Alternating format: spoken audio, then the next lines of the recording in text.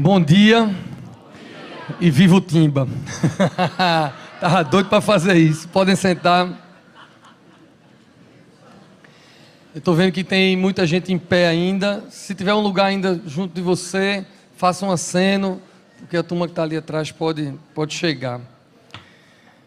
Eu descobri ontem, por volta das 7 horas da noite, que do coração no murro. Porque não foi fácil não, nos aflitos ontem. Irmãos, que alegria estar aqui com vocês mais uma vez, trazendo uma palavra que chegou ao meu coração e eu quero transbordar com você. Eu compreendi desde cedo que a vida cristã é uma jornada longa, é um caminho, é uma peregrinação, e que é feita de vales e de montes.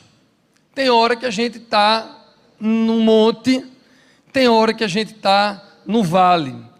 A gente vai aprendendo um pouco, cresce, aí depois vê que não sabe de nada, desce e segue. Quanto mais luz a gente tem, todas as vezes que a gente está no monte, mais perto da luz, mais sombras a gente vê, que a gente não enxergava quando a gente estava no vale, e por aí vai. Por exemplo, quando a gente começa na fé, eu não sei como foi que você começou na fé, se foi através de um concílio, se um encontro de jovens, um encontro de casais, ou mesmo começando a vir para a igreja, a gente enxerga muita vantagem de ser cristão, a gente enxerga muita vantagem de ter fé, de conhecer a Cristo, porque num movimento evangelístico, ou então no primeiro amor, quando a gente conhece, a gente se sente muito amado, muito acolhido, isso é muito especial. Sobretudo para pessoas que não se sentem amadas pela mãe, ou pelo pai, ou pelo cônjuge, ou pelo filho, que sofrem alguma rejeição de alguma maneira. Quando essas pessoas ficam sabendo que Deus ama, quando essas pessoas ficam sabendo que foram escolhidas por Deus, ainda quando estavam no ventre das suas mães, aí tudo muda. É muito bom sentir essa graça, esse amor de Deus. Eu amo pregar sobre a graça e sobre o amor de Deus. E quando isso acontece, fazem sentido canções como aquela que diz assim: te encontrar foi tão bom. Não é assim que a gente canta nos cursilhos? Porque a gente fica apaixonado, encontrar Deus é tão bom. Então nos encontros de jovens eu me lembro de cantar: a alegria está no coração de quem já conhece a Jesus. É um primeiro amor, é um arrebatamento, e é muito bonito isso. E isso é o que a gente chama de tempo de monte. Nosso arcebispo Dom Paulo Garcia costuma dizer sempre que esses tempos de monte, quando a gente conhece a Cristo, se encontra com Cristo, a gente volta deles voando. Ele diz assim, né? Quando você sai do concílio, você vai sair do concílio voando. É porque no tempo de monte a gente está ali feito as águias, realmente nas alturas. Mas depois, se as coisas andarem como normalmente devem andar, a gente descobre que mesmo sendo alvo do amor de Deus, se nós não nos transformarmos pelo Espírito Santo em pessoas mais parecidas com Jesus, a gente vai viver as consequências dos nossos pecados. Ou seja, a gente pode adorar a Deus, a gente pode vir no culto, participar da Eucaristia, mas se a gente continuar se embriagando, a gente vai sofrer as consequências físicas, emocionais e espirituais desse pecado.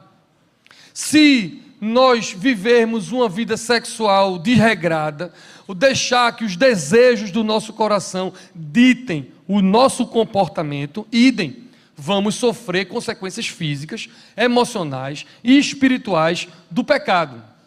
E aí, quando a gente descobre isso, depois desse primeiro amor, depois desse primeiro encontro, normalmente a gente tem uma vida de vale, uma vida mais difícil de caminhar. E é nessa hora, talvez você conheça pessoas que tenham passado por isso, é nessa hora que muitas pessoas desistem da fé. Quando saem daquele primeiro amor, daquela graça, daquela coisa arrebatadora e descobre que ainda tem consequência e que precisa se transformar. Mas tem aqueles que não desistem. Espero eu que sejam todos vocês que estão aqui, aqueles que perseveram. Aqueles que não desistem, descobrem que não estão sozinhos nessa luta contra o pecado, nessa luta da vida. descobrem que tem o Espírito Santo. E o Espírito Santo nos ajuda na nossa fraqueza. O Espírito Santo nos ajuda como orar. O Espírito Santo nos direciona a vida e as decisões. E aí o Espírito Santo começa a transformar a vida, mais do que transformar a vida, transforma o desejo, transforma o querer. Porque no começo, aquela luta do começo da transformação é assim: eu ainda quero me embriagar, eu ainda quero viver essas coisas, e aí é uma luta muito grande, e quando a gente persevera e pede a ajuda do Espírito Santo, já a gente nem quer mais isso, a gente nem sente falta de algumas coisas, porque o Espírito Santo começa a mudar os nossos desejos, e aí a gente começa a encontrar satisfação em Deus. Coisa que tem gente que não vai entender nunca, e a gente é taxado de louco, de maluco. O apóstolo Paulo já falava disso, nós somos loucos pelo Evangelho, porque quem não conhece a Cristo, quem não experimentou uma relação com Cristo como a gente tem, não vai entender nunca que Cristo nos satisfaz mais do que o champanhe, que Cristo nos satisfaz mais do que uma noite de sexo, que Cristo nos satisfaz mais do que a cocaína ou qualquer outra droga. Ninguém vai entender isso. Só entende quem tem essa experiência de que Cristo nos satisfaz.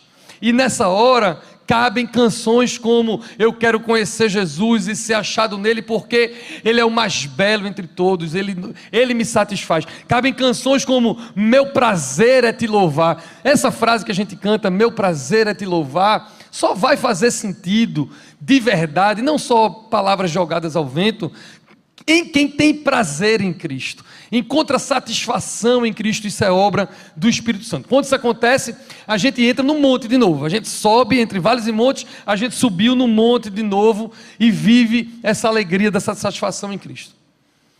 Mas, já, a gente descobre que a gente não virou anjo ainda, mesmo tendo satisfação em Cristo, mesmo o nosso prazer sendo em Cristo, a gente descobre que não é assim tão rápido, tão fácil. E a gente descobre, por exemplo, o apóstolo Paulo dizendo que tinha um espinho na carne. Espinho na carne que esbofeteava ele. E ele sofria com esse espinho na carne. E eu e você, mesmo aqueles que têm satisfação e prazer em Cristo, a gente descobre que a gente tem os nossos próprios espinhos. A gente tem lutas que são um pouco mais profundas, porque a gente está no monte de novo, mais perto da luz, e quanto mais perto da luz a gente está, mais sombras a gente vê, e quanto mais perto da luz a gente está, mais detalhes de escuridão e de sujeira nós encontramos em nós mesmos.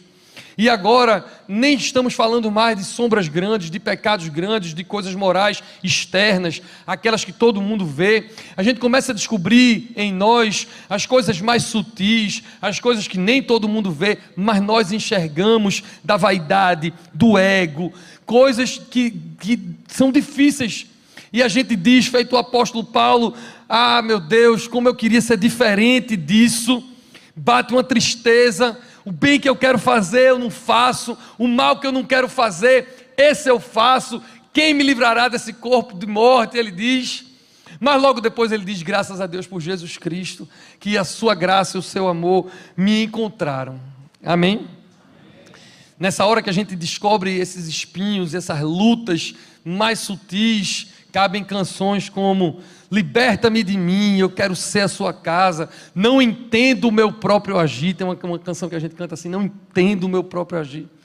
E aí vem jejuns, e vem arrependimento, e a gente de repente está andando no vale de novo. Difícil de andar no vale, mas a gente anda.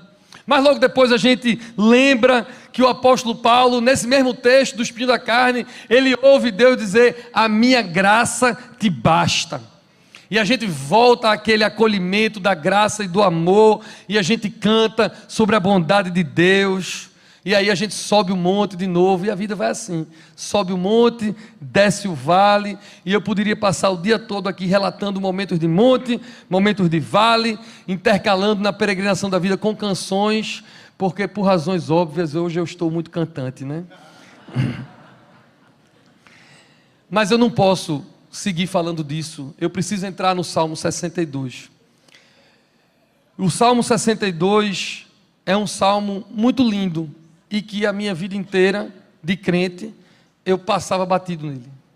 Lia esse salmo todas as vezes que lia a Bíblia, muitas vezes porque a gente lê todo ano, e nunca parei nele. Li porque tinha que ler corrido, até semana passada. Semana passada ele faz parte do meu plano de leitura, eu li e algo nesse salmo chamou minha atenção. E eu queria pedir que você deixasse ele aberto no seu celular ou na sua Bíblia, porque tem um detalhezinho dele que a gente vai chegar já já, que eu queria que você não só ouvisse da minha boca, eu queria que você observasse no texto bíblico. Amém? O salmo é muito lindo, não precisa você olhar para ele agora. Quando for na hora de olhar eu digo. Se eu fosse pregar ele todo, eu pedi para a gente ler só do 1 a 6. Se eu fosse pregar ele todo, tinha tanta coisa linda. O versículo 10 é tão lindo: não confie em riquezas, confie no Senhor. O salmo todo é sobre a confiança em Deus, a esperança em Deus. Mas eu quero contar um pouquinho do contexto desse salmo, porque esse é um salmo de Davi abalado, mexido. Deixa eu contar rapidamente o contexto, parte do contexto desse salmo. Davi foi um homem segundo o coração de Deus, um grande rei. Aliás, ele teve muitos ciclos maravilhosos. Ele era um pastor de ovelhas, além de um pastor de ovelhas, um músico, tocando sua harpa, e depois ele virou um guerreiro, porque matou Golias e depois muitos filisteus e muitas guerras.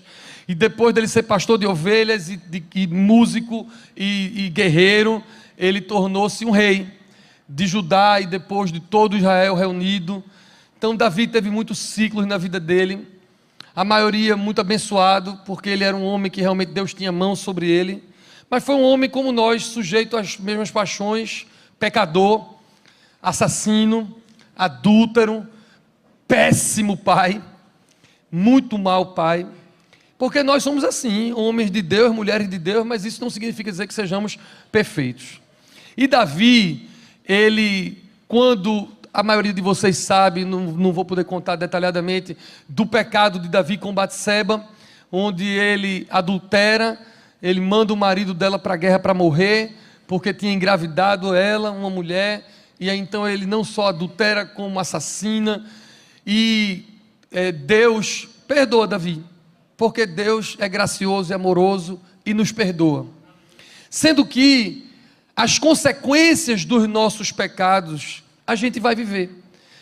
Mesmo quando Deus nos perdoa e Ele está sempre disposto a nos perdoar, o nome dessa catedral é Catedral da Reconciliação, porque Deus em Cristo estava reconciliando o mundo consigo próprio. Então Deus está querendo se reconciliar conosco o tempo todo, e Ele tem perdão para a gente o tempo todo, mas isso não significa dizer que nós vamos estar livres das consequências do nosso pecado. E o profeta que foi falar com Davi, chama Natan, era amigo de Davi, profeta, quando acusou o pecado de Davi, Davi confessou o seu pecado, assumiu a sua culpa, Natan imediatamente deu uma sentença: as consequências desse pecado, a espada nunca se afastará da sua casa. E Deus perdoou Davi, e Davi seguiu tendo vitórias maravilhosas, e foi um grande rei de Israel. Mas a verdade é que a espada nunca se afastou da sua casa, e ele teve problemas com seus filhos. Aquele filho que ele tinha feito em Batseba morreu, mas depois ele teve outros filhos, com várias esposas, porque naquela época era permitido a poligamia. E um dia, muitos anos depois, ele tinha filhos com várias esposas diferentes. Um dos seus filhos estuprou a sua meia-irmã, estuprou uma filha de Davi de outra mãe, e isso, para o coração de um pai, você imagina como deve ter sido doloroso, saber que um filho estuprou a sua meia-irmã. Como se não bastasse, a espada não iria se afastar, e ele não foi um bom pai para cuidar de tudo isso. Por conta disso, um filho de Davi, um outro filho de Davi chamado Absalão, matou o primeiro filho que tinha estuprado a meia-irmã, que era irmã de Absalão. Então ele matou, um filho mata o outro. Imagine um pai que tem uma filha estuprada por um irmão, e o outro irmão, para vingar, mata. Então Davi estava muito mal, mas era um péssimo pai e continuou sem resolver as questões. Absalão fugiu, passou anos longe de Davi, longe do palácio, Mas o tempo passou, o coração de Davi abrandou e Absalão voltou para o convívio do rei, ainda que meio de longe, e não foi disciplinado, sendo que, como se isso não bastasse, Absalão liderou um motim, um golpe contra o pai. Ele estava exilado, voltou e fez um golpe contra Davi, militar. E Davi, que era o grande rei de Israel, teve que fugir do palácio para não morrer. E Absalão tomou o palácio de Davi, com as suas concubinas, com toda a sua riqueza. Davi saiu fugido do próprio filho, porque tudo isso era consequência dos seus pecados.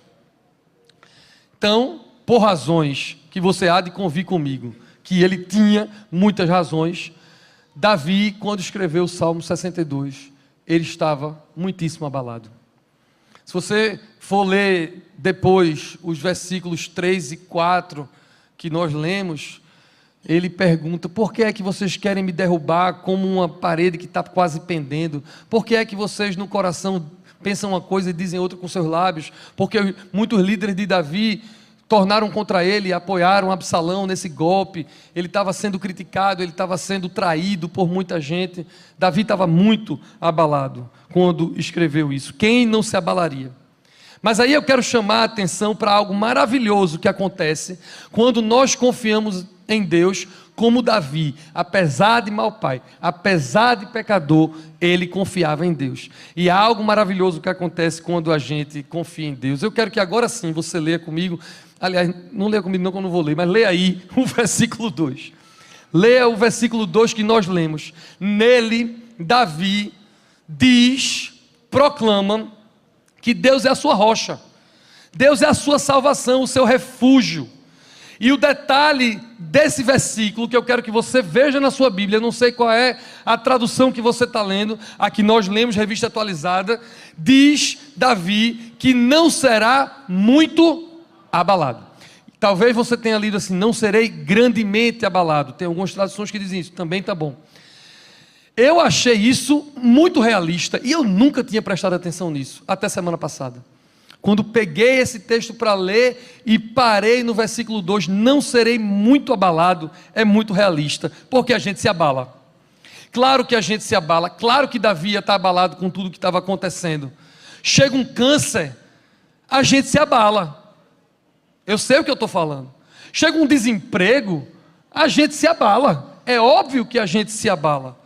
Chega uma traição de um sócio, da esposa ou do marido, de um filho ou de um amigo, é claro que a gente se abala.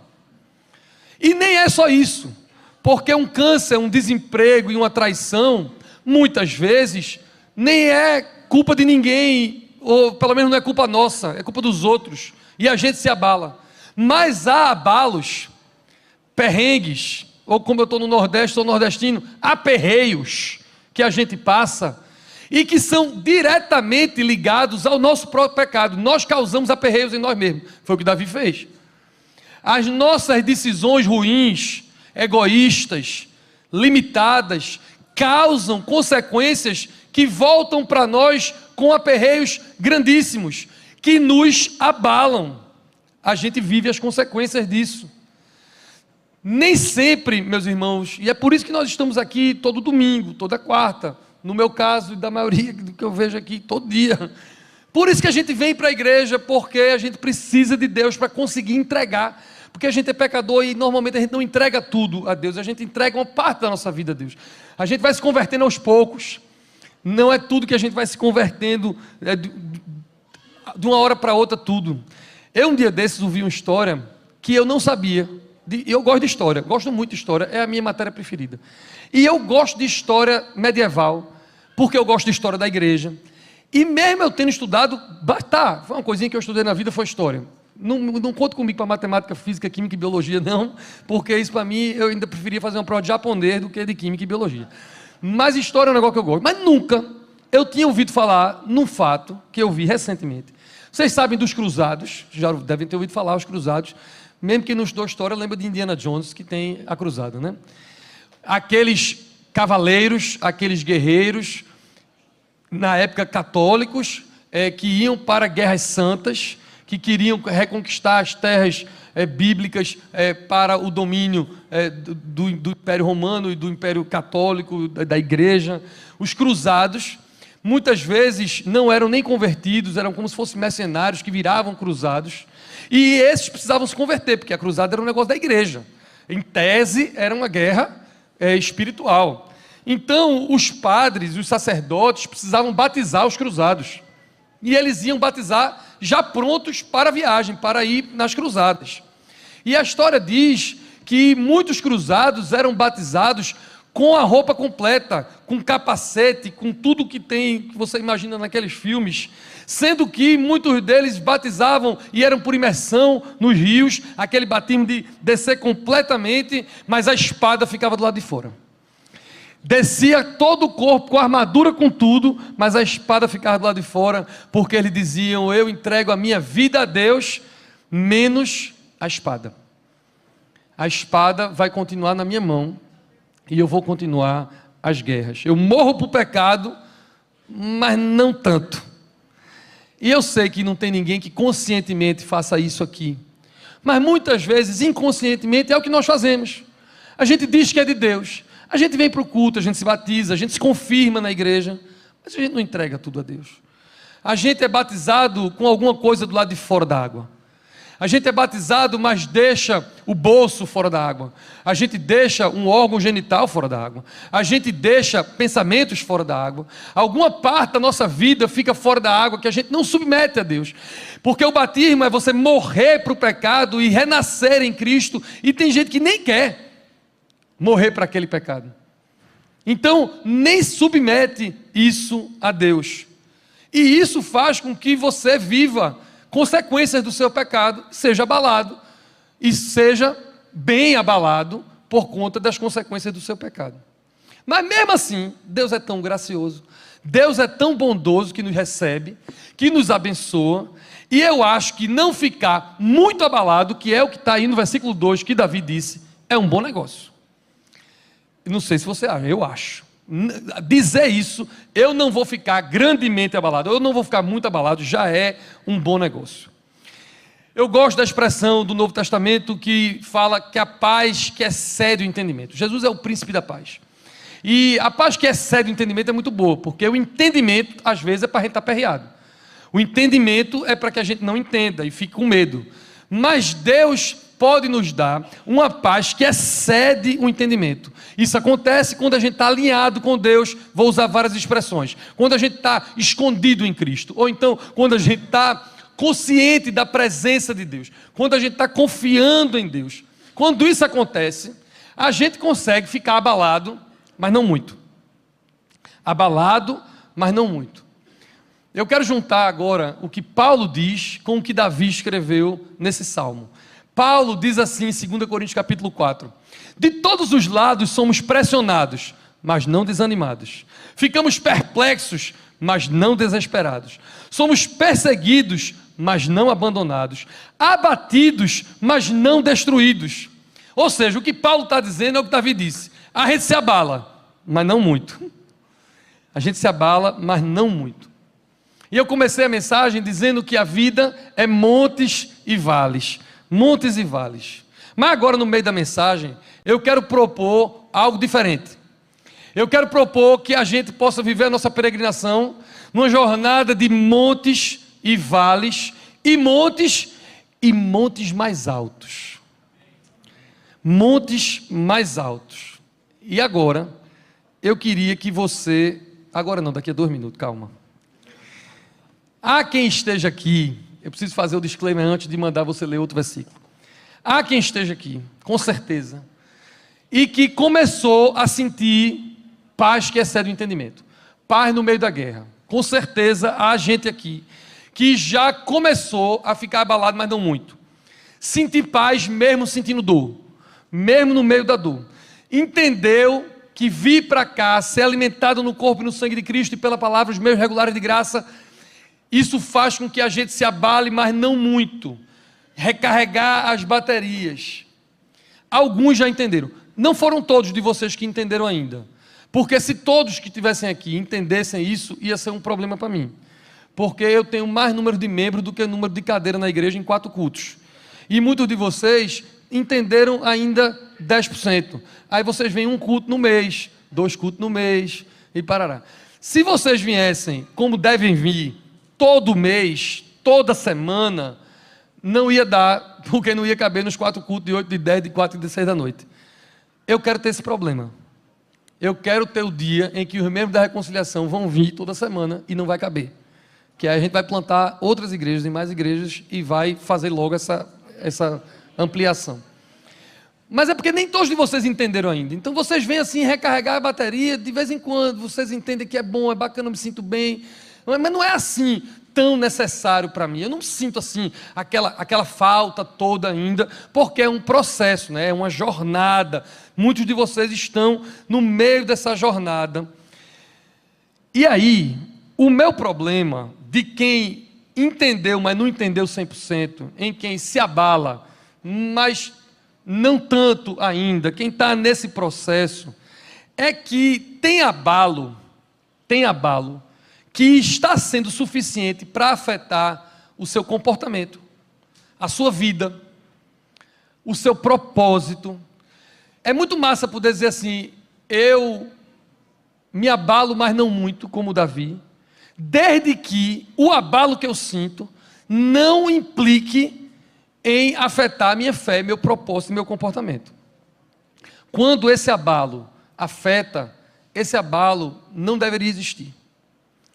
Por exemplo, deixe o Espírito Santo falar com você agora.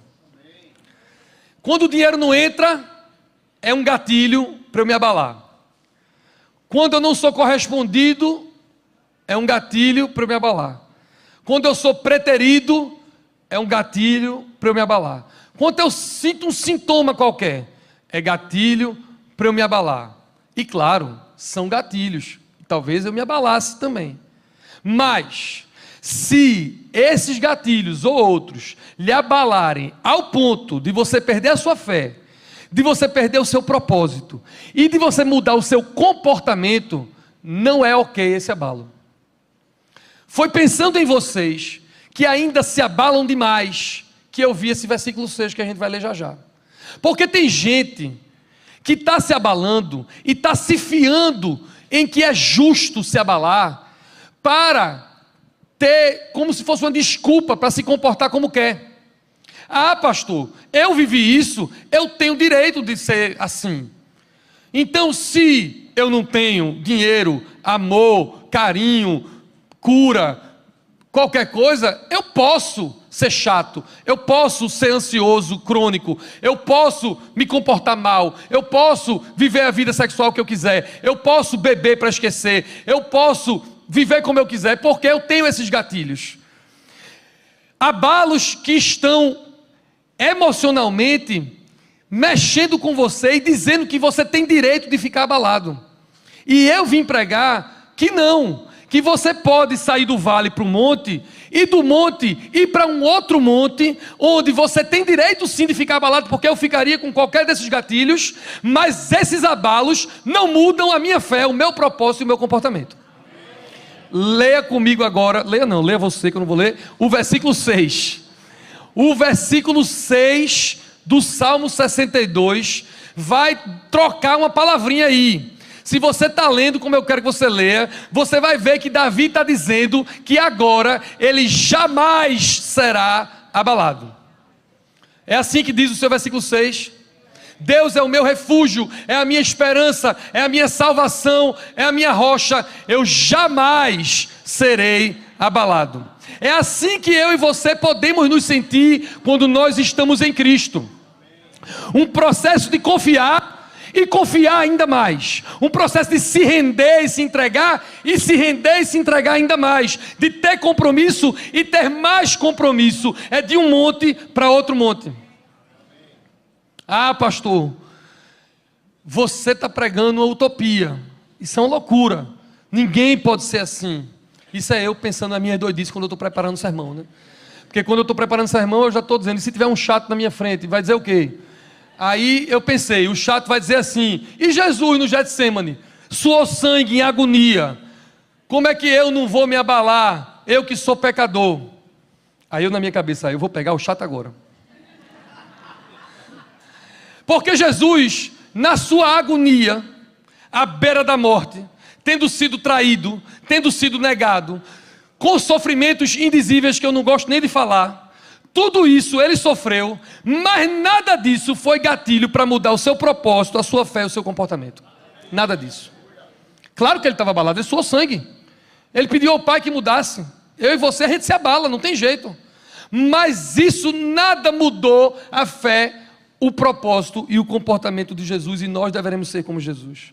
Preste atenção, Jesus desse jeito que ele estava, mais do que abalado, ninguém foi tão abalado contra ele, contra o Filho de Deus, ninguém foi tão abalado contra ele. Ele perdoou os soldados que estavam ferindo, ele curou a orelha de um soldado que estava prendendo ele. Ele, crucificado, estava preocupado com o bem-estar da mãe e do melhor amigo dele.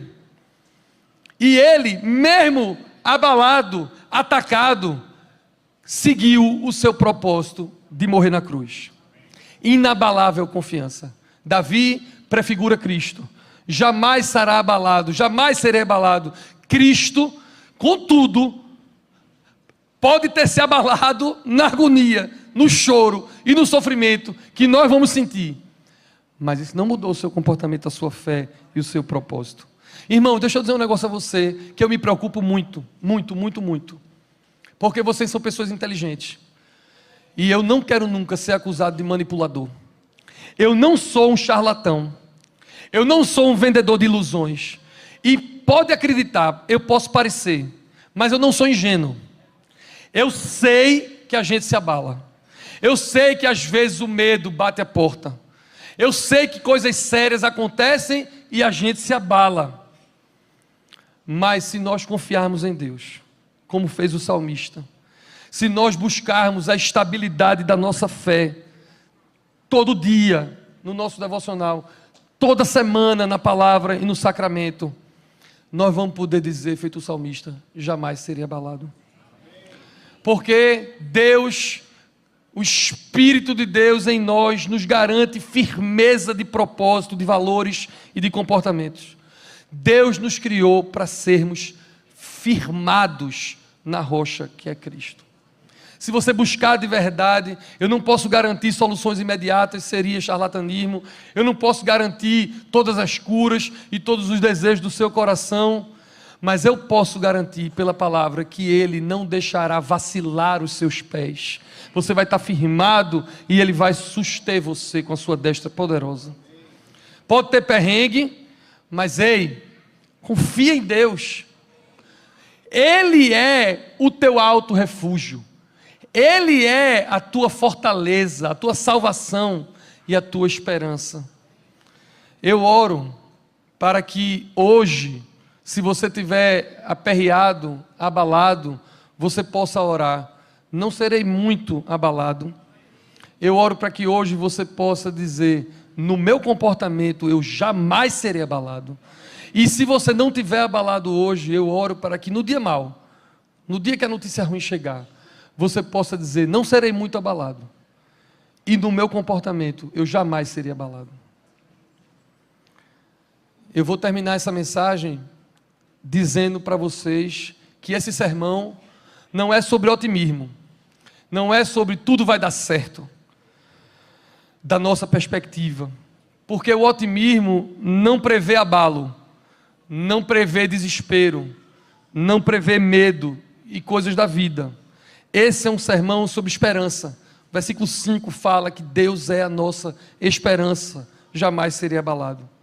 Quanto maior o abalo, quanto maior o aperreio, maior é a esperança. Qual é o maior abalo? É a morte. Talvez tenha um abalo maior do que a morte, que é o medo da morte. Qual é a maior esperança? A vida eterna. Quanto maior o abalo, maior a esperança em Cristo. Martin Luther King não foi um otimista quando liderou o movimento pelos direitos civis lá nos Estados Unidos. Quando ele pregou aquele sermão célebre, eu tenho um sonho, ele não pregou porque era um otimista, ele pregou porque ele tinha a esperança de que em meio ao caos, Deus faria triunfar a justiça. E ele disse naquele sermão assim, veja que coisa mais linda que ele pregou, e eu repito: é tempo de esculpir a arte da esperança na pedra do desespero. Aprender a pegar uma pedra do desespero e ali esculpir a arte da esperança. Essa é a minha oração para vocês. Para alguns de vocês, não ser muito abalado é um excelente começo. Graças a Deus por não sermos muito abalados. Mas hoje eu quero ir de um monte para o outro. Eu quero que, independente do aperreio, do perrengue, a gente saia aqui dizendo: na minha fé, no meu propósito e no meu comportamento de vida, eu jamais serei abalável, porque Cristo é a minha rocha. Amém? Curve sua cabeça, feche seus olhos, vamos orar. Senhor nosso Deus, obrigado pela tua santa palavra, que vem ao nosso auxílio, em nosso socorro. Nós somos falhos, pecadores, não temos uma visão completa das coisas, vemos as coisas turvas, limitadas, e muitas vezes a gente se aperreia e se abala. Eu oro para que o Senhor nos ajude hoje a não se abalar muito, não se abalar grandemente.